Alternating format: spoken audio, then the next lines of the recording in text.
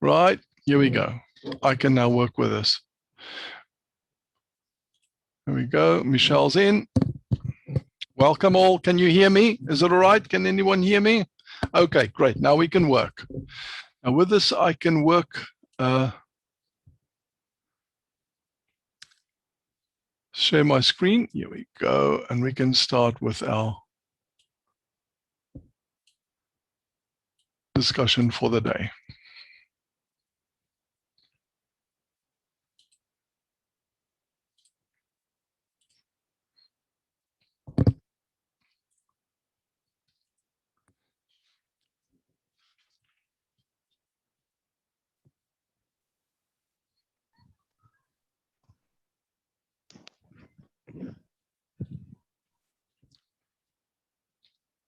Welcome, everybody. I appreciate your patience with me. This is dreadful, but I'll get there in the end. I need to get used to doing this on a more regular basis so that I know what I'm doing when I do this next time. I would probably prefer not to set it up on Facebook Live, but send out the invitations on Facebook Live so people can join us doing this.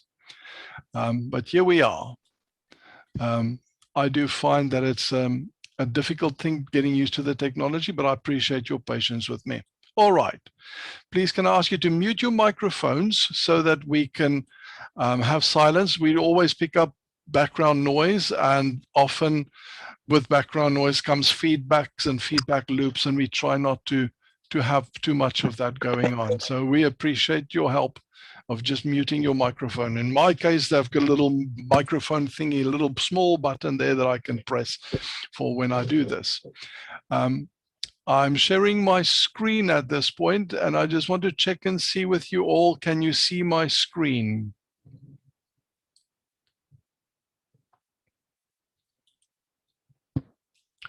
I have a screen on PowerPoint that says reading the field. And no, you can't see that. Let me just do that with you. Share my screen.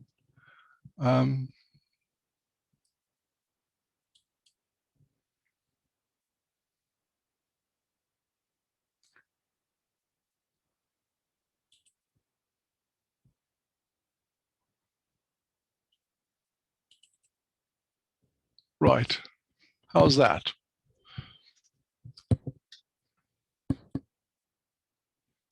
Easy now? Oh, great. I can see that. Lovely, Joanne. Appreciate the feedback. Michelle, you can see my screen, my lovely screen there? All right. Okay, I want to talk about light workers and what we do as light workers when we read the field. Some of you have been doing this for a long, long time.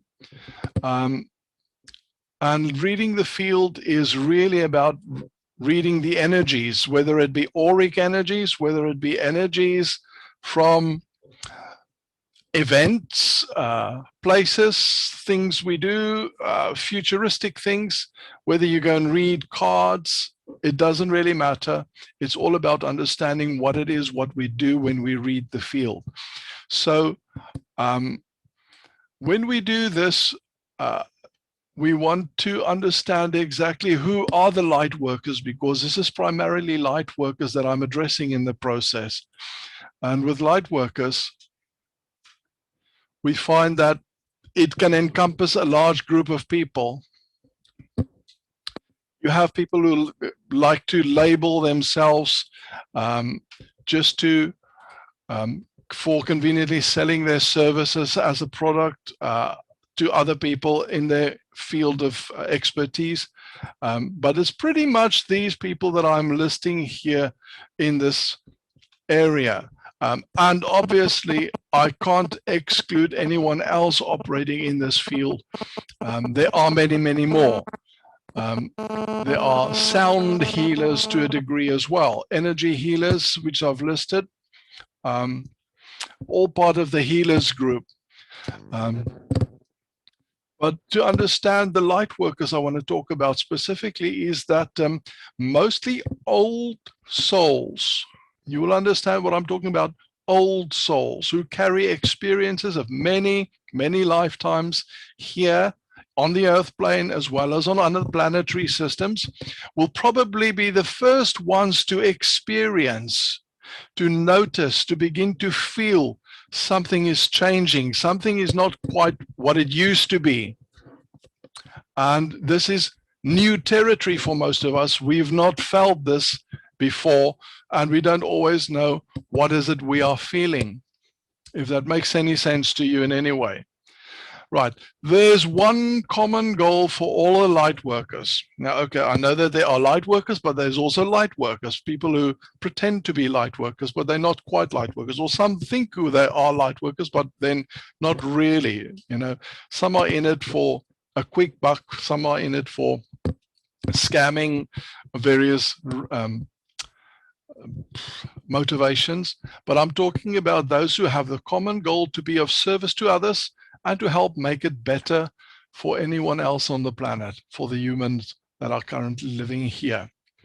Our goals here in the service to others would be to assist others and to assist with our collective evolutionary process.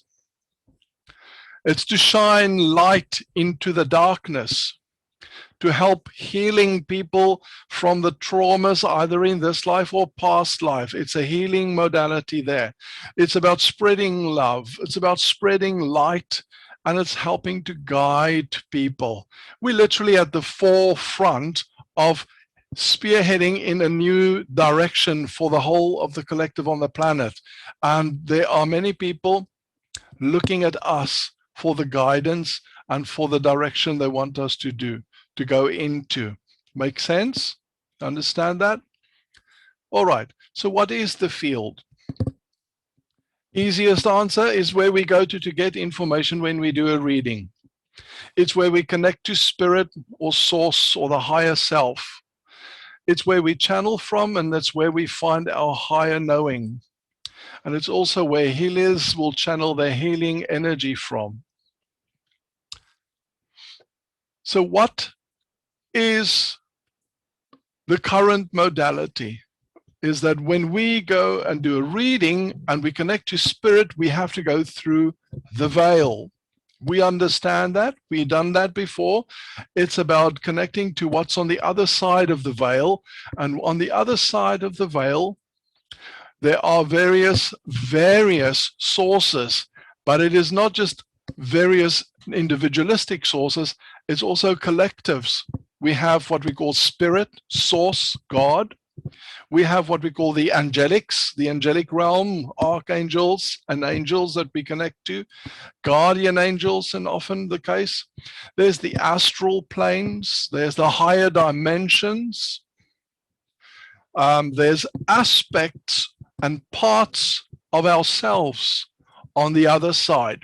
And I think some people will have a problem with this, but it's very important to know that when the soul incarnates into this physical reality, this physical plane, your soul is incredibly powerful. It cannot bring all of its energy into the physical plane. So you'll find that some part will come in as much as the physical body can handle, and some part of the soul will stay behind on the higher dimensions, on the other side behind the veil. And very often, the messages, the things that we get are from our own soul giving us guidance from that perspective there, because the soul really exists outside of this 3D dimensional realm that we are in. So it's from behind the veil. So that's one of the other sources, is your own soul giving you information to help guide you through this transition. And then there's the higher self. The higher self is the oversoul, the collective of the souls that you are a part of, a fragment of. So those are the sources that we connect to on the other side. There might be even other sources. I try to remember as many as possible, and this is what I was given in the meditations that I was doing, to find out who do we connect to on the other side. These are beings from higher dimensions, other dimensions, interdimensional beings. We tend to not want to go to the lower dimensions or the lower astral, because the astral is one of the places that people can connect to, and we we kind of not want to go down there. You understand what I mean? The lower astral. And I think Ouija boards tend to be one of the portals that you can use, or one of the instruments you can use to open a portal to the lower astral, and you can drag something nasty out of that. Not a good idea. But yes, when we as light workers tend to connect to the other side of the veil to get our information, we tend to want to go to higher knowing, higher knowledge, angelics, higher self, higher realms, higher vibrational beings. That's what we'd normally do. Now, the interesting thing about connecting to the field and connecting to the other side behind the veil is that all these entities, aspects, dimensions can be accessed through the subconscious. If you move the conscious mind in a hypnotherapy session out of the way, I use the word out of the way respectfully because we ask their permission to do this, you can then use the subconscious as a portal to access any and all of these dimensions, places where you can go and find higher knowing. And that is a tool that I've come to understand, to work with, and to use over the last year and a half, which has really been tremendously helpful in dealing with asking questions, getting answers from the other side. Right. All of these areas is available through the subconscious. It's also known as the quantum field. The quantum field is an interesting one. I want to ask this question. Has anybody ever heard from quantum physics this thing called Schrödinger's cat? No? Michelle, ever heard of Schrödinger's cat?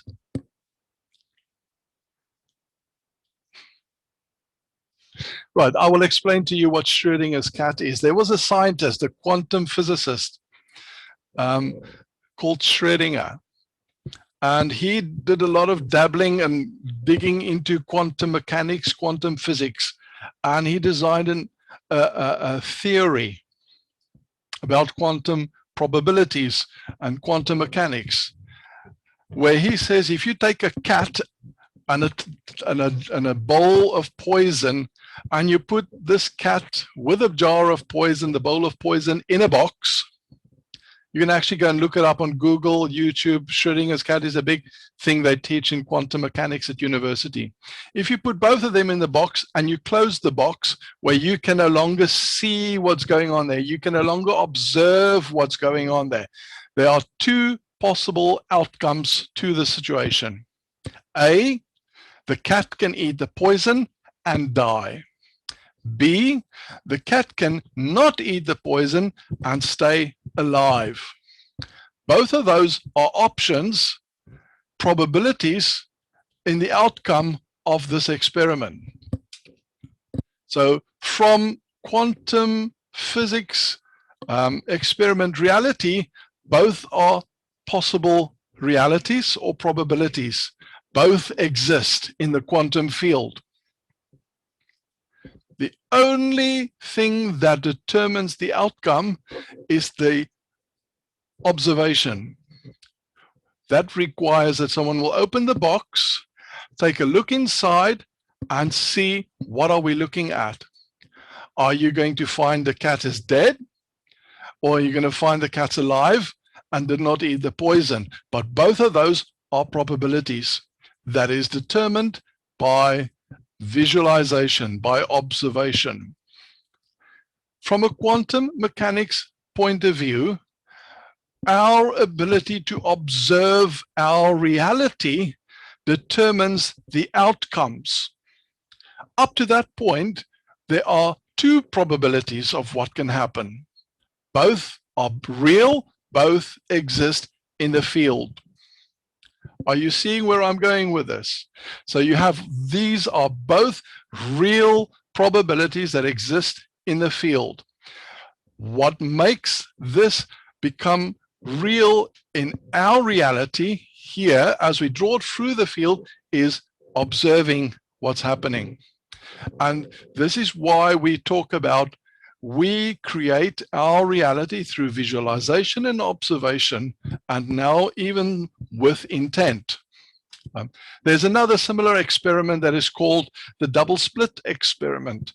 Very similar thing where they bombard particles through a piece of metal with two slits in, and they see where the particles land on the other side. But if you take the camera out, which observe the outcome, the particles are all over the sheet on the other side. But if you put the camera in to observe what's going on, you'll see the particles landed in two nice lines aligned with the two slits on the screen shield. But that's pretty much confirms that we, through visualization and observation, by watching what's going on around you, you literally create your reality. So the field is the field on the other side of the veil of probabilities, of possibilities, and outcomes. And anything is possible in that realm. And what we observe and pull into this realm is how we watch it, how we visualize it, and how we set our intent in order to make it real. So that's what we refer to as the field. Okay? And I know there might be many questions, but I just thought I'll let you know.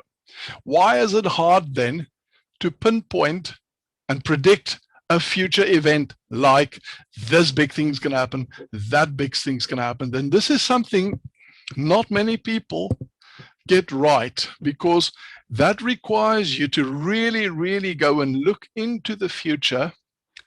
And not many of us have the ability to go and find the probabilities and the timelines where you know that's going to happen, that's going to happen, that's going to happen, that's going to happen. It's a set and a chain event of choices made by people, and that set of choices made by the collective will produce this thing called timeline changes.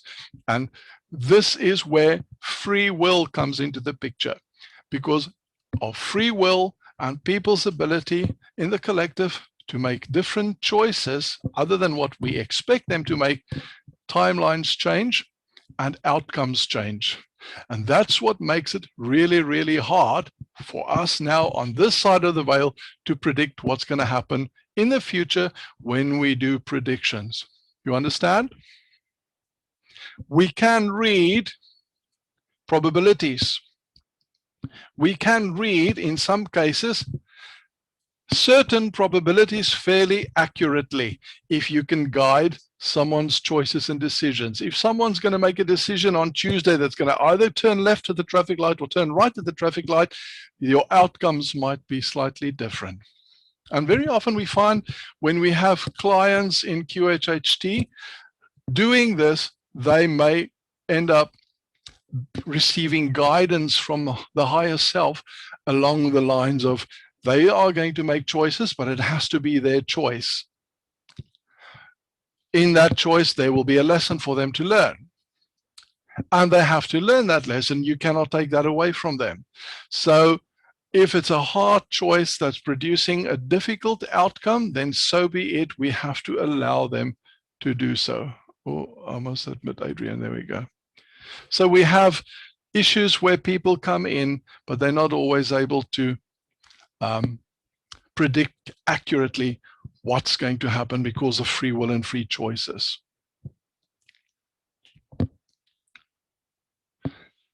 Right.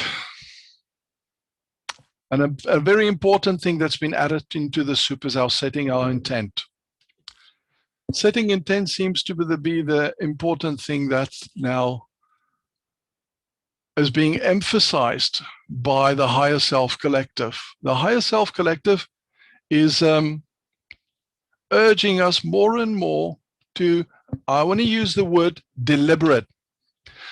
Be deliberate in the choices that you make.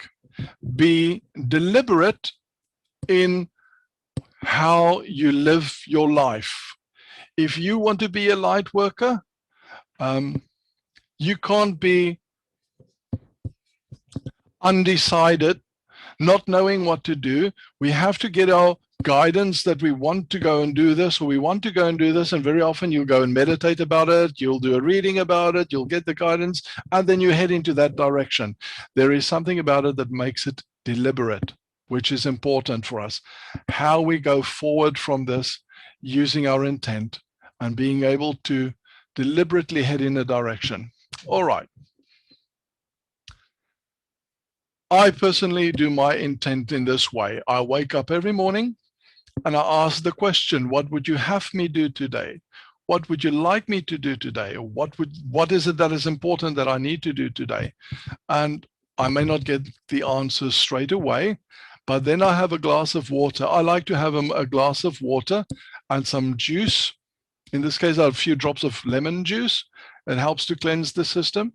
And I find it also gives me an opportunity to infuse my glass of water with my intent. And my intent is a statement that I make as follows.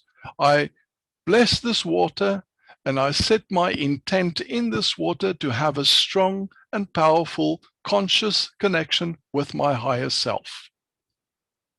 So mote it be, or so it is.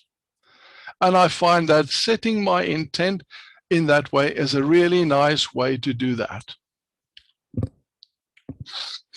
I've been doing this now for a year, and I do find that often synchronicities come around, and I do find that in some cases I get guidance. Literally, the day does not always go the way I plan it, the way I intend for it to go. It goes in a different direction, but it's very interesting how I find that comes about. Understanding that when we read spirit messages from the other side, that we as divine souls are not separate from the source essence behind the veil. We exist here as well as there. As a result, we will access our source essence from behind the veil from time to time and get messages from ourselves as well. Like I put the source message from the lady in this particular clip here. Her soul exists here and there, and as a result, she'll be able to get information from both sides, from her soul source there.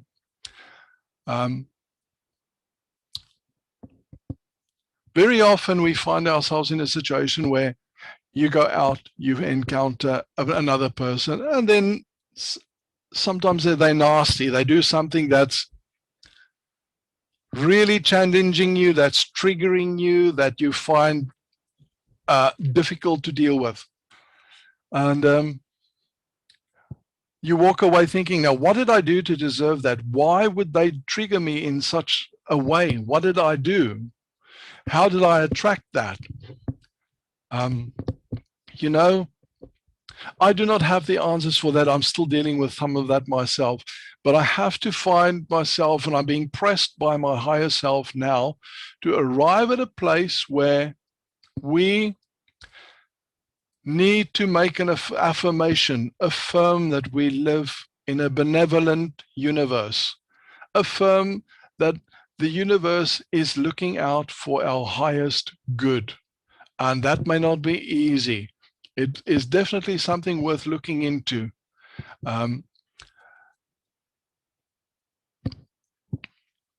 When we scan the quantum fields and we see the messages we get from source, the insights we get regarding current events or future events, the insights we get regarding potential or probable future events, I find we need to apply discernment.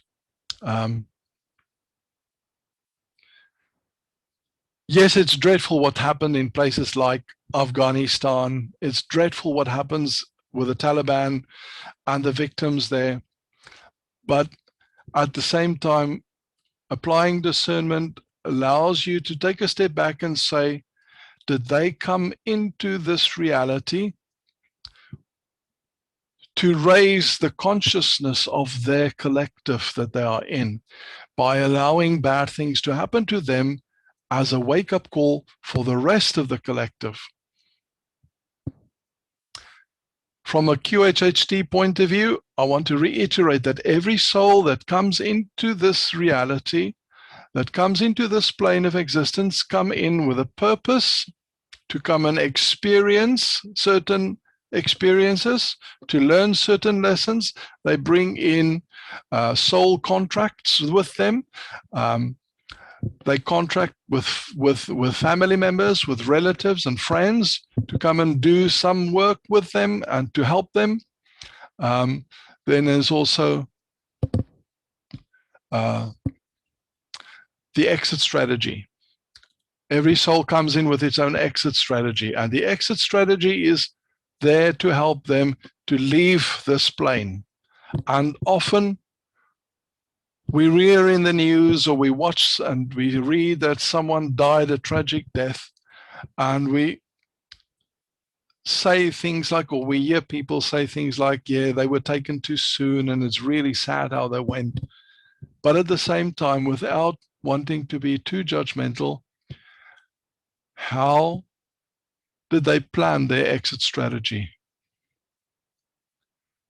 And I find that the exit strategy is part and parcel of the soul's plan. We have to refrain from judgment, passing judgment on something like that. We will come back and revisit this again. I'm going to come back to this slide a little bit later to come and talk about this a little bit more. I just want us to talk about something slightly different now. I'm going to go in a slightly different direction. I want to tell you about a process within the body. It's a mysterious process that I've picked up from Cryon. He's talking about it because this is a process that's not in the third dimension. It's not something that we know about. From here, from brain, we don't understand what it means. From a conscious mind perspective, yet it is part of who we are.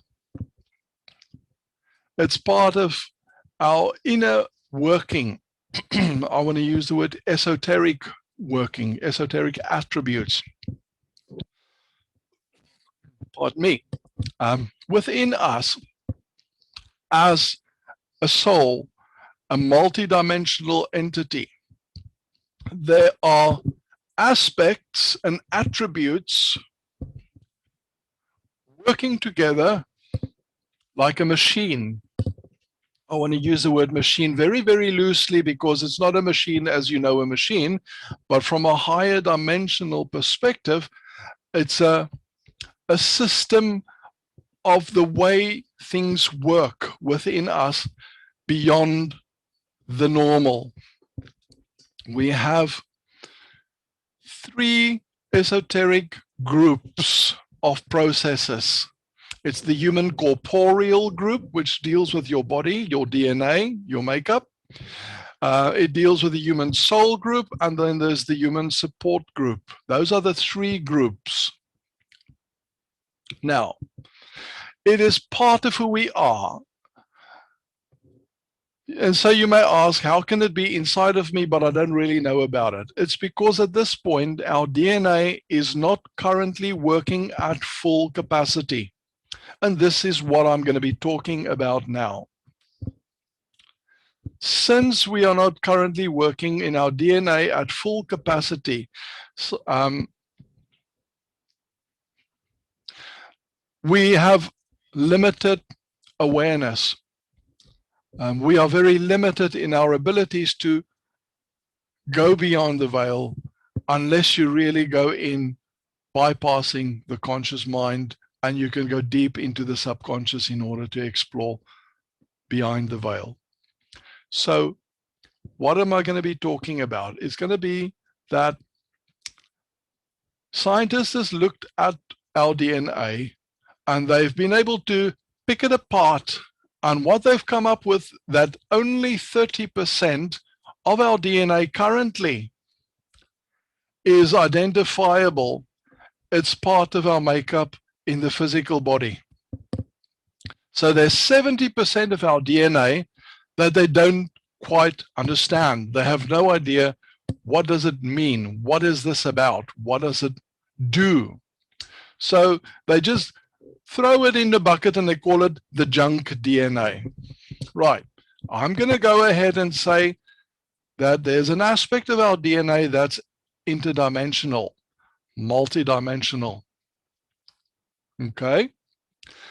And what we're going to find is that the three groups of our esoteric system within the human body, the human corporeal group, the soul group, and the support group, these are all attributes that are constantly changing and exchanging information that is collaborating with each other within us seamlessly behind the scenes. Now, all right, what does this all mean? This is a system that has not been discovered yet, but it is there. Can you see my pictures? Pretty picture I drew. Can you see that? Is it nice and bright and clear? You can understand it, the corporeal, the soul, and the support group, and how all of these parts talk to each other. And the higher self element is in all three of these groups. There's a higher self aspect within the corporeal, a higher self aspect within the soul, and the higher self aspect within the support part of our inner working. Then there's a part in the corporeal called the innate. All right, now, as this process has not been discovering yet, we've not officially discovered it, or we've not officially labeled it for what it is. We do find that we see from time to time the effects of it. It's working, it's there. We don't quite know what label to put on it, but we understand it's part of something other than my brain, other than my physical senses of reality. All right, so now for us to activate fully our DNA, we would need to have an understanding of these three groups of the esoteric processes working within us. Because the junk DNA that they can't quite figure out yet all has to do with part of the DNA that needs to be reactivated so that we will have a full understanding and a better working of this.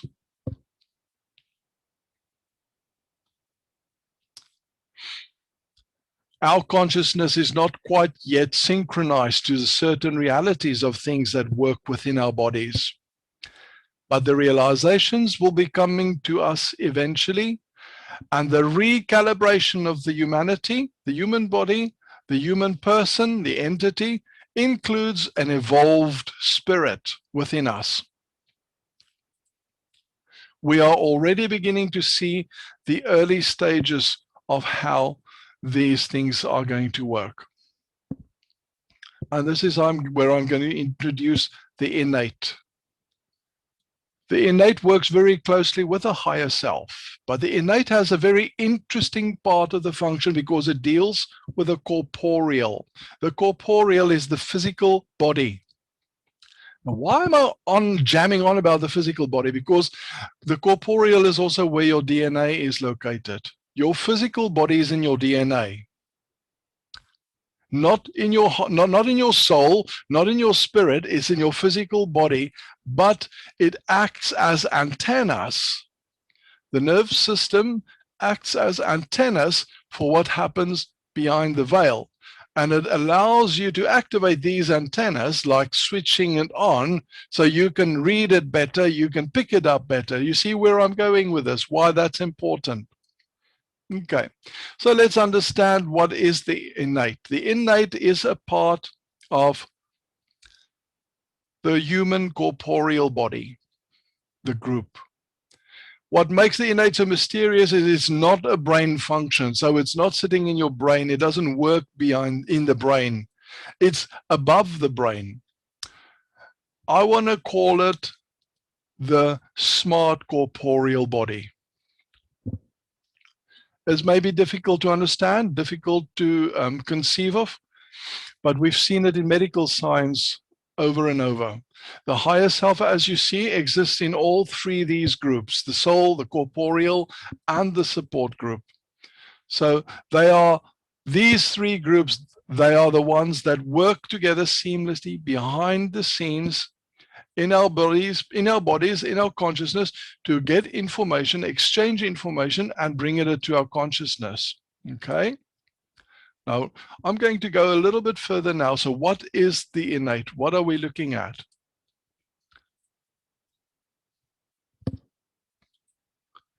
It's the smart corporeal body in the corporeal group. The innate knows your cells of your body, every cell, your DNA, your blood, your overall health status, every organ, everything in your organs, everything wrong with your organs. That is part of your innate field of expertise. Your brain does not necessarily know if something goes wrong in your body. If you suddenly experience a physical thing in your body that you don't know about in your brain, your innate will know that. Your brain only understands, I'm experiencing a numbness, I'm experiencing a pain, I'm experiencing something that feels like a cramp, and the discomfort that's associated with it. It does not know anything beyond that. So the first thing we want to know is that the innate is a body-wide system that knows more than anything that your nervous system or your brain will ever know. The innate is everywhere, in your toenail, your hair, your ankles. It's in your DNA and in any form of DNA that exists. It is a backup system within the DNA field that keeps you alive. So the DNA field of your body actually connects with the brain and sends the signals in a quantum way wirelessly. In the sinoatrial node is a nerve antenna that continues to pick up the brain's transmission through this field. So it's good to know that at this point that even if the brain is dead, it will remember the patterns for a while, like a battery backup. That's what the innate can do. The innate is very, very powerful. It's the smart corporeal body. As part of your corporeal group, it knows everything about your overall system. So it's actually as smart as your brain, but in a slightly different way. So what can a human do to find out if she's allergic to something? Let's say you eat something and you want to try and find out what's going to happen to you. Are you allergic to this?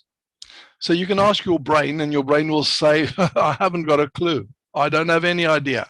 But your innate knows a lot more. Your innate knows exactly what you are allergic to. It's also attuned completely to all the quantum parts of your DNA that knows everything about your spiritual and cellular evolvement. Innate handshakes and exchanges information with your higher self at all three the human group levels. You remember those three human group levels? The corporeal, the soul, and the support groups. So your innate constantly exchanges information and talks to those other three groups as well.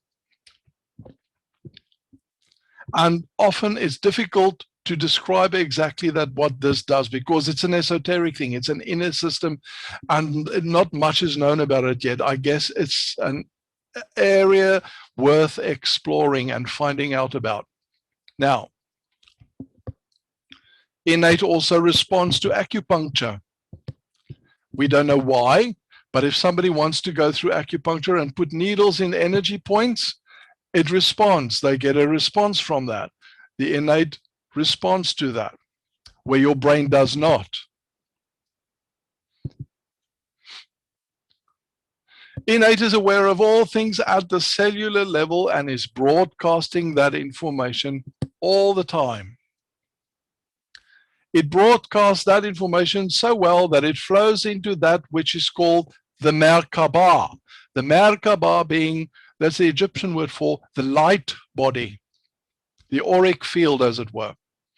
Now, the Merkaba is part of the quantum field around your body, your aura, that pulses very strongly with esoteric information, including your overall health. So people can see your aura, and certain colors represent certain things.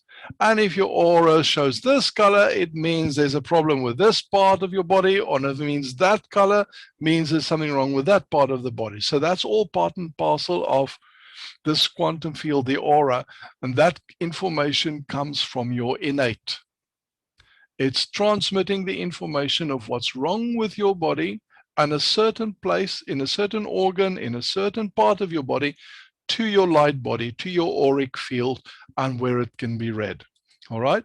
There are those who are able to read auras. Hey, Michelle. And they can see certain things about this field. All right. So what is important about the innate? Your innate is a governor of what you personally need for your body.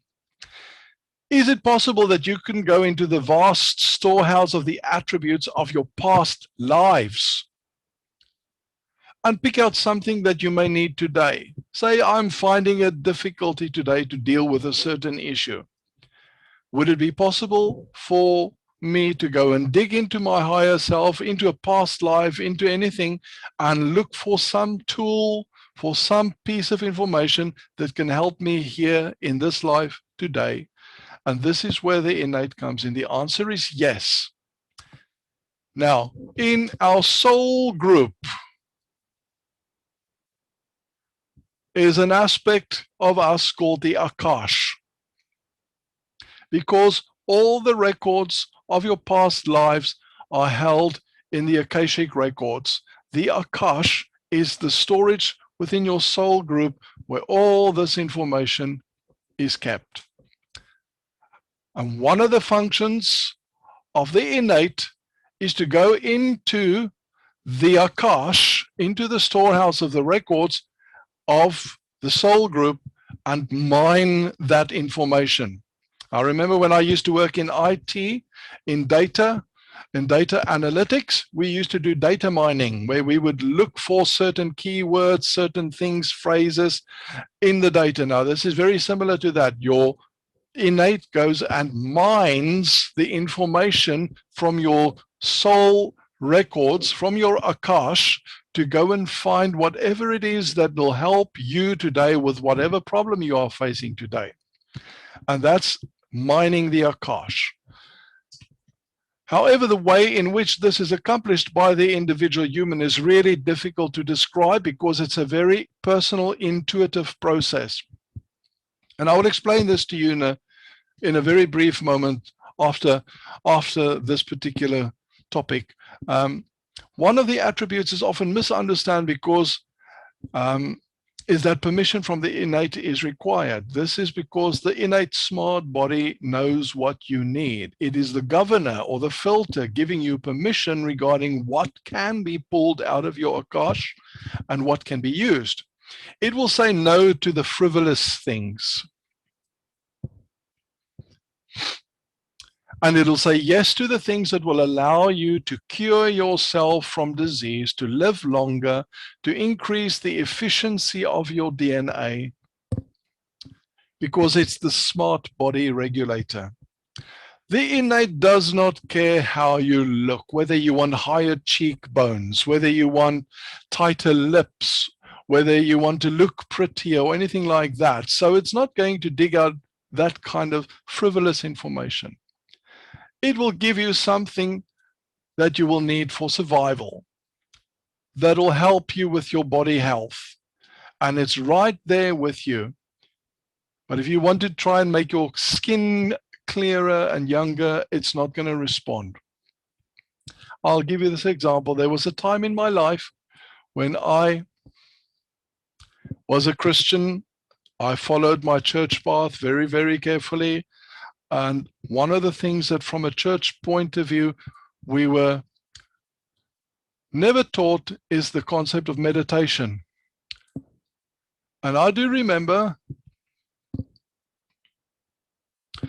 One day I found myself going into my prayer room one morning before work, and I just felt I needed to be quiet. I went and I sat down, closed my eyes, and I started breathing. This is back in 2004.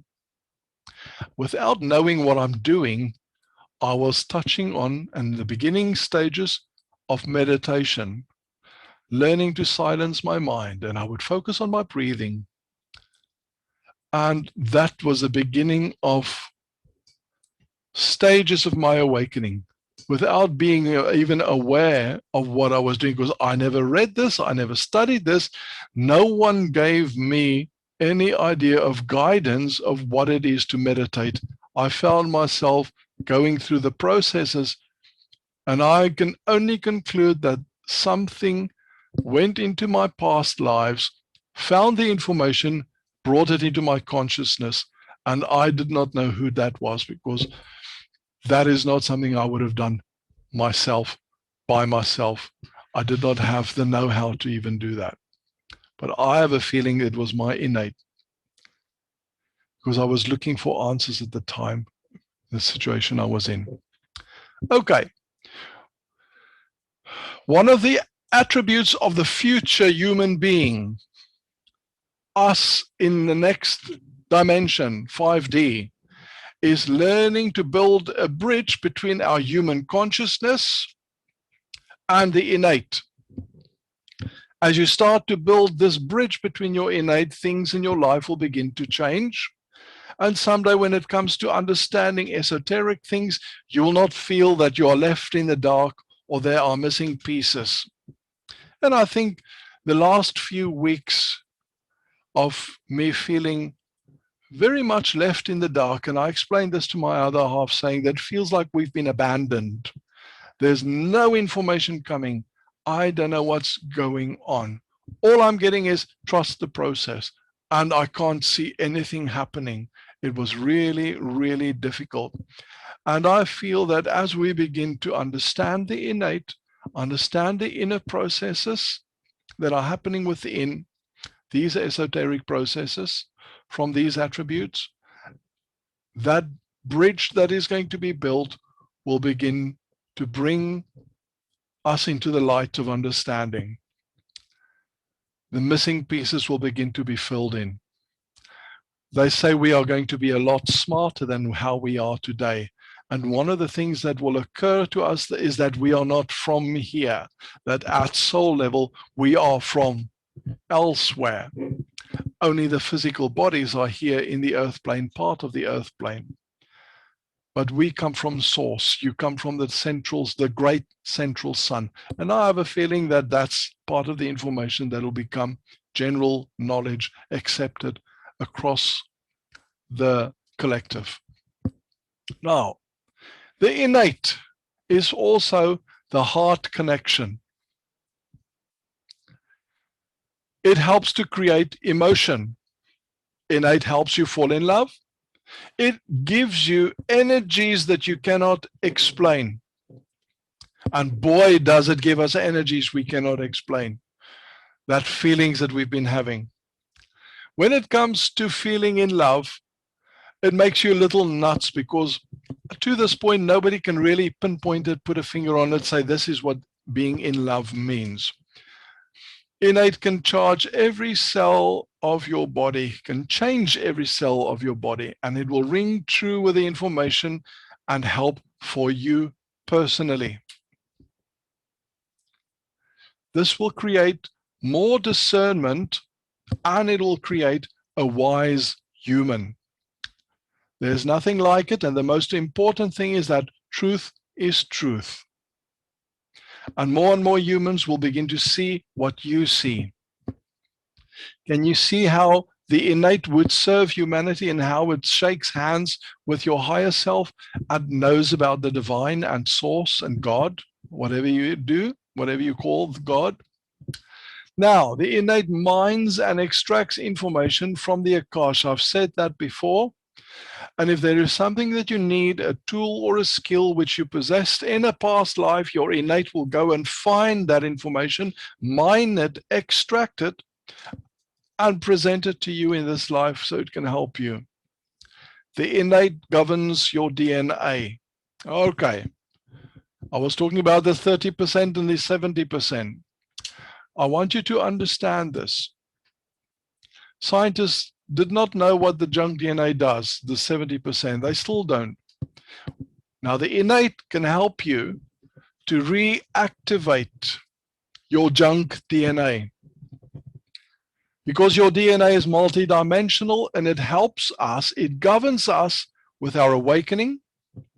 It helps us deal with our karma, our ascension, and is just waiting for us to become aware of it to give them the command to do so. All right, this is crucial, because when we become aware of the innate, we can begin to talk to the innate in the same way that you can talk to your higher self or your guides.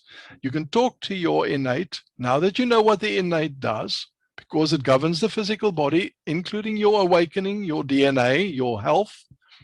And you can give your innate the command to begin to reactivate and awaken your DNA. And it helps with your ascension in the process as well.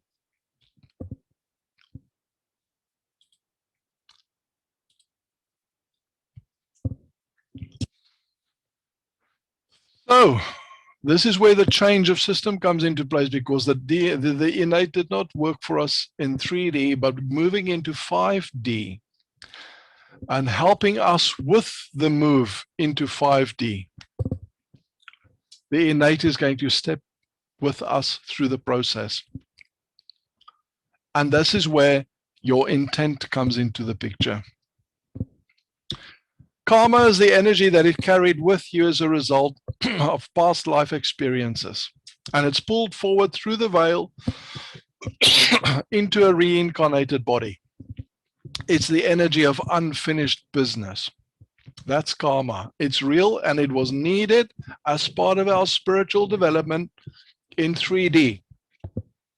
It was the engine that drove your spiritual development and growth in a third dimension reality life.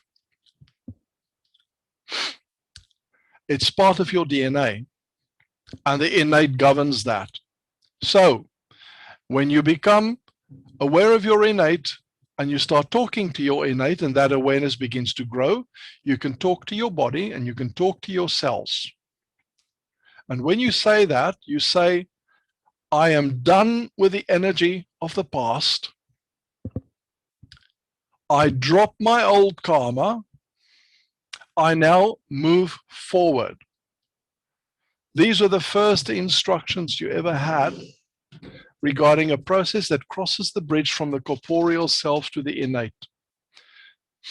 You need to use pure intent. Pure intent addresses your cells in a way that is so pure that the body sees it as truth and begins to act on it. And that is how you drop your karma.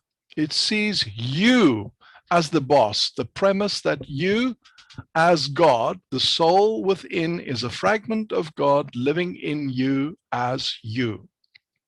You are God having a temporary human experience. And when your body sees that is the voice of God speaking to them, your body will begin to respond. It sees you as the boss, as it should, and then it acts. That system of reincarnation, that was the engine currently at this point for spiritual advancement on the planet. That system is going to come to an end, is already coming to an end, and we are moving into a new system. For example, if you live a lifetime, you learn certain things, and then you pass on, you are reborn into this planet, and with your DNA in the Akash, the wisdom that you have is carried from that past life. But in 2012, we passed the marker that was measured by the equinoxes. And this marker says that we've now come into a place in consciousness as foretold by the ancient prophecies. And now our DNA is going to start to evolve. And now this is where you need to begin to start telling your innate that you no longer need to go through this transition of death to life to death, to pass on the wisdom that you've collected from lifetime to lifetime to lifetime. There is a new process now, and it's different to what you've had in the past. So you need to tell your innate that your present wisdom need to pass into the grids of the planet today, but everything that you have learned from beginning can also be applied. Your full Akashic wisdom of learning, your wisdom that you've gained over lifetimes is suddenly accessible in real time to the energy of the earth, the whole collective, not just you. So all the information that you've collected through your karmic development, lifetime after lifetime after lifetime, we no longer need it because that's going to be part of an old system. What we need to do is present that and pass it into the earth, pass it into the grid, the energy grid of the planet, so that everybody and anybody who is evolved can go and get it from there, and they can benefit from that learning as well. Your full Akashic wisdom and learning becomes accessible in real time to the energy of the earth and to the collective of the earth. So you can now tell your innate, I no longer need to die to create spiritual growth. And you can do this in any way you want. You can build your own positive affirmations. You can learn to get in touch with your body in any way that is known to you. You know, some people do it through their breathing in meditation, or just be aware of your physical body from part to part. But you can literally learn to communicate to your body, and you can begin to change the prime directive of the innate in this way.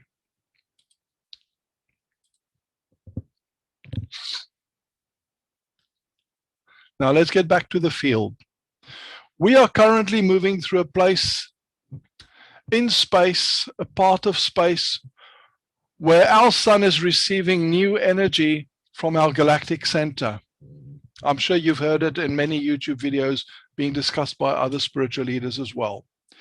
Even our sun cycle is currently being impacted as a result of what we are experiencing right now. Our sun is getting information from the galactic center. It's changing its own cycles as observed by our astronomers, and is transmitting this new energy to us. This is driving our planetary ascension. So Earth is going through her own, Gaia is going through her own changes at this time, but then so are we, because we have a connection to Gaia, and our connection to Gaia is governed through our higher self. Our connection to Source. I'm going to say this, I want you to understand this. Listen very carefully. Our connection to Source is governed by the planet. Many people have difficulty understanding this, but it's important that we do. The soul is a multidimensional entity. You are a multidimensional being, and part of you exists on the other side of the veil as well. The soul is too powerful to come into incarnation all at once. So you will find that only the part of you that can handle, the body can handle, will come through, but the other part stays behind the veil. Now this is something we will have to understand and get used to. The soul is not separated out, but in third dimension, 3D, it feels like it. There's not some soul somewhere out there with your face on it on the other side of the veil tapping its toe, waiting for the rest of it to come home. You are actually always together. And there are people who believe in this separation because all they can do is project their linearity, their understanding of this dimension into the majesticness of the divine. So they are so used to the idea that there's a quantum God and a linear human being that they can't put them together easily in the minds. Intent becomes our new best practice in the new energy. No longer do we have to struggle in the dark, waiting for guidance, directions, and answers. We have a new tool that we can work with, and we have that with the other tools that we already have, the use of intent. I start my day every day by drinking a glass of cold water, a nice tall glass, which I then infuse with my intent. I actually put a few drops of lemon juice into my glass, just to help clear my polarities. And I find that when I infuse my intent with this water with my intent, it shapes my day. It shapes the way I want my day to go. Intent impacts our reality together with thought and visualization. These things work together. I give you an example of how I set my intent. I set my intent as follows. I put the lemon juice in the tall glass of water, and then I say as follows, holding my hand over the water: today I see myself successful in having a strong connection with my higher self, a strong connection with my innate, with my mind attuned to my heart. All is working together for my highest good. That is a typical intent statement that you can use if you like that. Now, our pineal glands, as it opens up into the multidimensional portal that tunes right into that which is you, it becomes a way to receive messages for everybody. Now, this might be difficult for a human being to understand, but when you receive this broadcast from the multidimensional part of you, it guides you left and right. It knows who you are. It's benevolent. It is part of God, part of the divine. So even if 7 billion people have a corporeal self on earth that is completely and totally unaware, and they have no radio to receive this, they're not awakened, it doesn't make a difference. Their part behind the veil is still broadcasting potentials and loving intuitive messages. And these messages are benevolent and for all humanity. And this means you listen to those as well. And they are tuned to your frequency, since that frequency is not exclusive. And what is the result of that then? They will tell you things intuitively that will help guide you and help you to work with their corporeal counterparts. Now, this is difficult to understand. This is part of the system that hasn't been discovered yet, but we will grow into this. Think of it this way.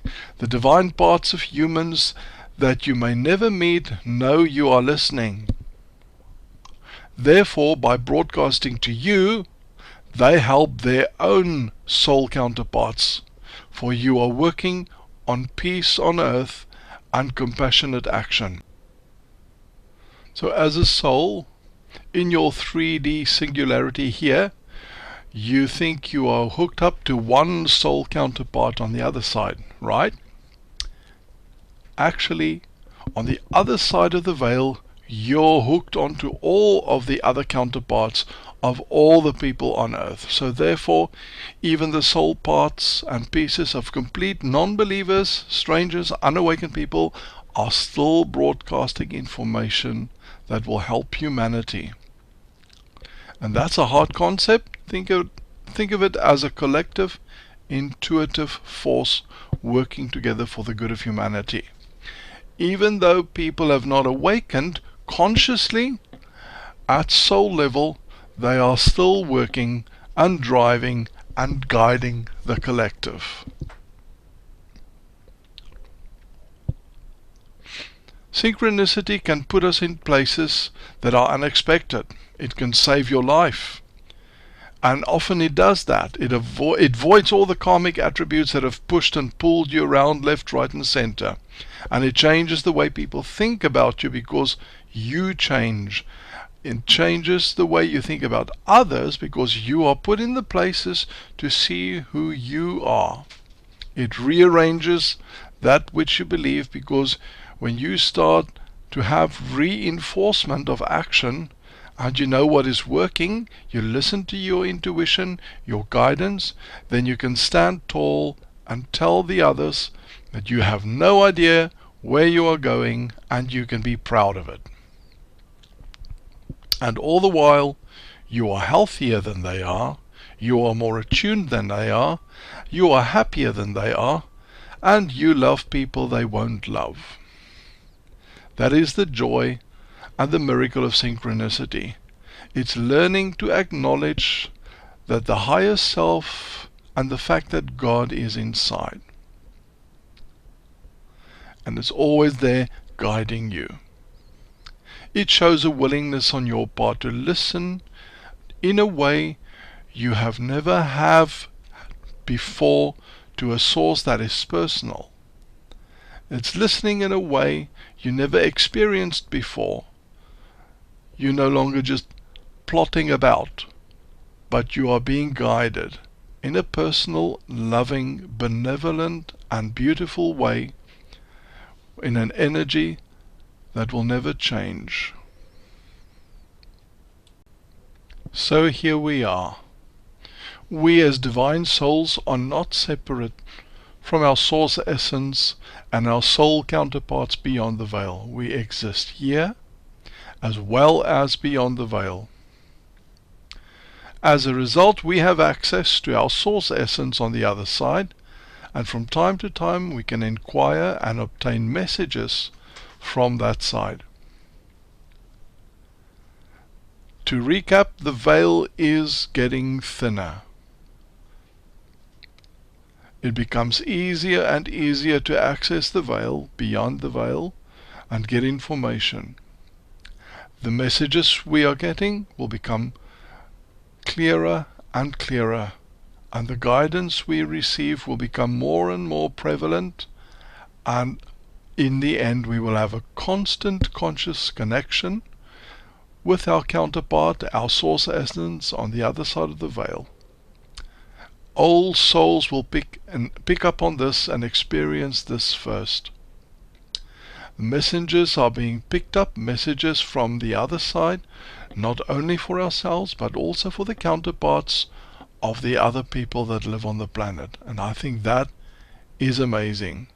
You can determine for yourself what is for yourself and what is for others, and use discernment.